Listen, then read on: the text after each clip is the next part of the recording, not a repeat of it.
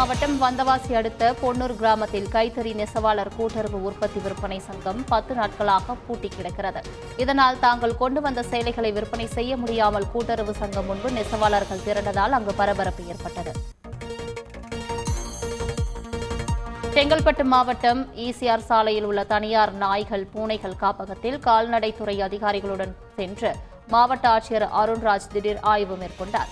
இந்த காப்பகத்தில் உள்ள நாய்களுக்கும் பூனைகளுக்கும் சரியான முறையில் உணவு வழங்கப்படுகிறதா, சரியான முறையில் தடுப்பு ஊசிகள் போடப்படுகிறதா என்பதை அவர் கேட்டறிந்தார்.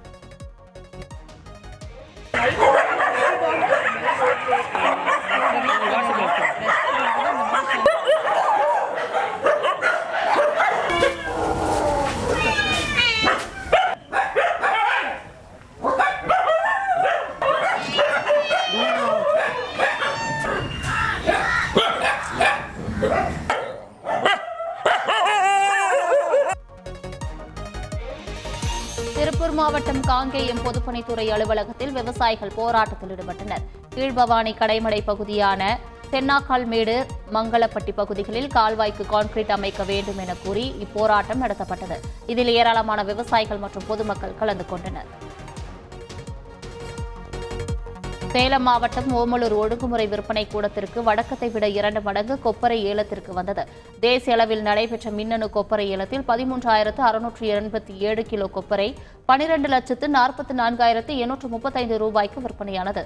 அனைத்து தர கொப்பரைகளும் கிலோவிற்கு 3 ரூபாய் வரை விலை உயர்ந்து விற்பனையாகின. ராமநாதபுரம் மாவட்டம் பரமக்குடியில் புதிதாக சாலை அமைப்பது குறித்து கேட்ட பொதுமக்களை ஒப்பந்ததாரின் ஆதரவாளர்கள் ஜாதியை சொல்லி திட்டி தாக்கியதாக புகார் எழுந்தது. இதுகுறித்து நகராட்சி ஆணையாளரை அந்த பகுதி பெண்கள் முற்றுகையிட்டு வாக்குவாதத்தில் ஈடுபட்டதை அடுத்து புதிய ஒப்பந்ததாரரிடம் சாலை அமைக்கும் பணி வழங்கப்படும் என உறுதி அளிக்கப்பட்டது. நெல்லை மேலப்பாளையம் பகுதியில் மனைவி குத்தி படுகொலை செய்துவிட்டு தப்பியோடிய கணவனை போலீசார் தேடி வருகின்றனர். மேலப்பாளையம் பிடிக்காலனி பகுதியைச் சேர்ந்த செல்வகுமார் கருத்து வேறுபாடு காரணமாக மனைவி மாரியம்மாளை சில மாதங்களாக பிரிந்து வாழ்ந்து வரும் நிலையில் சம்பவத்தன்று மாரியம்மாளுடன் வாக்குவாதம் முற்றிய நிலையில் அவரை கத்தியால் குத்தி கொலை செய்துவிட்டு செல்வகுமார் தப்பியோடியுள்ளார்.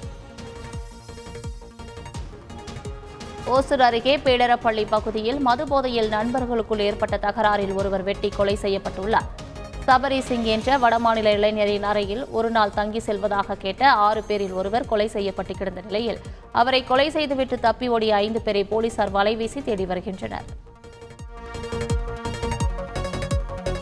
ஆந்திராவில் வீட்டின் முன் மனைவியை வெட்டி கணவன் கொலை செய்த சம்பவம் அதிர்ச்சியை ஏற்படுத்தியுள்ளது. ஆந்திர மாநிலம் ஏலூரு மாவட்டத்தில் உள்ள ராமாஜனபுரம் கிராமத்தைச் சேர்ந்த சூரிய சந்திரா தனது மனைவி லட்சுமியுடன் ஏற்பட்ட குடும்ப தகராறு காரணமாக அவரை கத்தியால் குத்தி கொலை செய்துவிட்டு வீட்டு வாசலில் ஒன்றும் நடக்காதது போல அமர்ந்திருந்தார். இந்த கொலை சம்பவம் குறித்து பொதுமக்கள் அளித்த புகாரின் பேரில் அங்கு வந்த போலீசார் அவரை கைது செய்தனர். ஆட்டோவில் சவாரி ஏறிய நபர் ஆட்டோ ஓட்டுநரை தாக்கி பணத்தை கொள்ளையடித்துச் சென்ற சம்பவம் அதிர்ச்சியை ஏற்படுத்தியுள்ளது. சென்னை வேளச்சேரி தனியார் மால் பகுதியில் ஆட்டோ ஓட்டி வருபவர் நந்தகுமார். குடிபோதையில் நந்தகுமார் ஆட்டோவில் ஏறிய ஒருவர் சைதாப்பேட்டை காவல் நிலையத்திற்கு செல்ல வேண்டும் என கூறியிருக்கிறார். சிறிது நேரத்தில் நந்தகுமாரை சரமரியாக தாக்கிய அவர் நந்தகுமாரிடமிருந்து பணம், ஏடிஎம் கார்டு உள்ளிட்டவற்றை கொள்ளையடித்து சென்றிருக்கிறார். இதுகுறித்து தகவல் அறிந்த போலீசார் வழக்கு பதிவு செய்து விசாரணை நடத்தி வருகின்றனர். திண்டுக்கல் மாவட்டம் வத்தலகுண்டு அருகே கோட்டாட்சியரை முற்றுகையிட்டு விவசாயிகள் போராட்டம் நடத்தினர். தர்மத்துப்பட்டி பகுதியில் சுமார் 500 ஏக்கருக்கும் மேற்பட்ட நிலப்பரப்பில் தென்னை, வாழை உள்ளிட்டவை விவசாயிகளால் பயிரிடப்பட்டுள்ளன.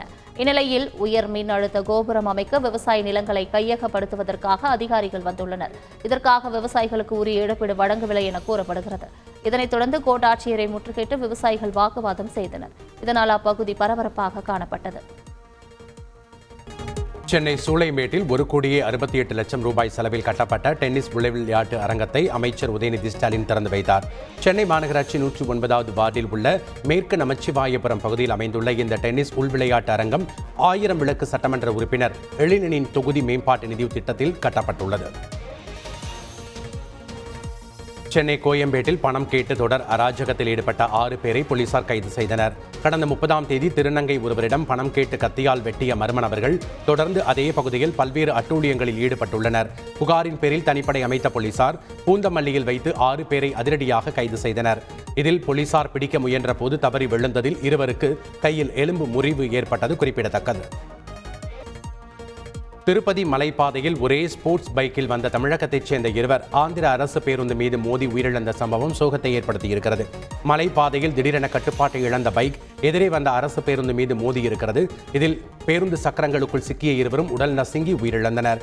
விசாரணையில் உயிரிழந்த இருவரும் திருவள்ளூர் மாவட்டம் பள்ளிப்பட்டைச் சேர்ந்த கார்த்திக் மற்றும் காயத்ரி என்பது தெரியவர போலீசார் தீவிர விசாரணை நடத்தி வருகின்றனர். புதுக்கோட்டை மாவட்டம் ஆலங்குடி அருகே உள்ள பிடாரியம்மன் கோவிலில் மழை பெய்ய வேளாண்மை செழிக்க வேண்டும், நோய் நொடியின்றி மக்கள் வாழவும் திருவிழா நடைபெற்றது. இதில் 1000க்கும் மேற்பட்ட பெண்கள் நெல் கொண்டு நிரப்பப்பட்ட குடத்தினுள் தென்னம்பாளைகளை வைத்து அலங்கரித்து மதுக்குடங்களை தலையில் சுமந்து ஊர்வலமாக வந்தனர். மேலும் கும்மியடித்தும் குளவையிட்டும் தங்களது மகிழ்ச்சியை வெளிப்படுத்தியதோடு கோயிலை சுற்றி வந்து வேண்டுதல் நிறைவேற பிரார்த்தனைகளில் ஈடுபட்டனர்.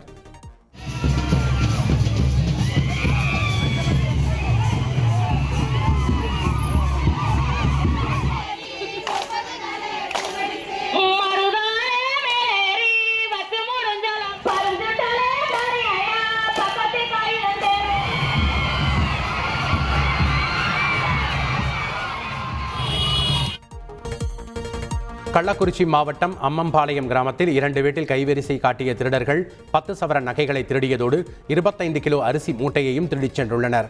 அண்ணாதுரை என்பவர் குடும்பத்துடன் வீட்டில் தூங்கிக் கொண்டிருந்த போதே முன்பக்க கதவை உடைத்து கைவரிசை காட்டிய திருடர்கள் இன்னொரு வீட்டில் தூங்கிக் கொண்டிருந்த ஸ்ருதி என்ற பெண்ணின் கழுத்தில் இருந்த 7 சவரன் தாலிச் செயினையும் பறித்துச் சென்றுள்ளனர். விருதுநகர் மாவட்டம் காரியாபட்டி கள்ளிக்குடி சாலையில் முத்துப்பாண்டி என்பவர் பழைய இருசக்கர வாகனங்கள் விற்பனை செய்யும் கடை வைத்துள்ளார். நேற்று இரவு 1 மணிக்கு திடீரென கடையில் தீப்பிடித்து எரிந்துள்ளது. அந்த வழியாக சென்றவர்கள் உரிமையாளர் மற்றும் தீயணைப்புத் துறையினருக்கு தகவல் கொடுத்தனர். சம்பவ இடத்திற்கு விரைந்து வந்த தீயணைப்புத் துறையினர் நீண்ட நேரம் போராடி தீயை கட்டுக்குள் கொண்டு வந்தனர். இதில் சுமார் 30க்கும் மேற்பட்ட இருசக்கர வாகனங்கள் முற்றிலும் எரிந்து சேதமாகியுள்ளது. மேலும் கடையில் இருந்த ஆவணங்கள் மற்றும் 2 லட்சம் ரூபாய் ரொக்கப்பணம் தீயில் எரிந்து கருகியுள்ளது. இந்த தீ விபத்தில் சுமார் 30 லட்சம் ரூபாய் மதிப்பீட்டிலான பொருட்கள் எரிந்து சேதமானதாக தகவல் வெளியாகியுள்ளது.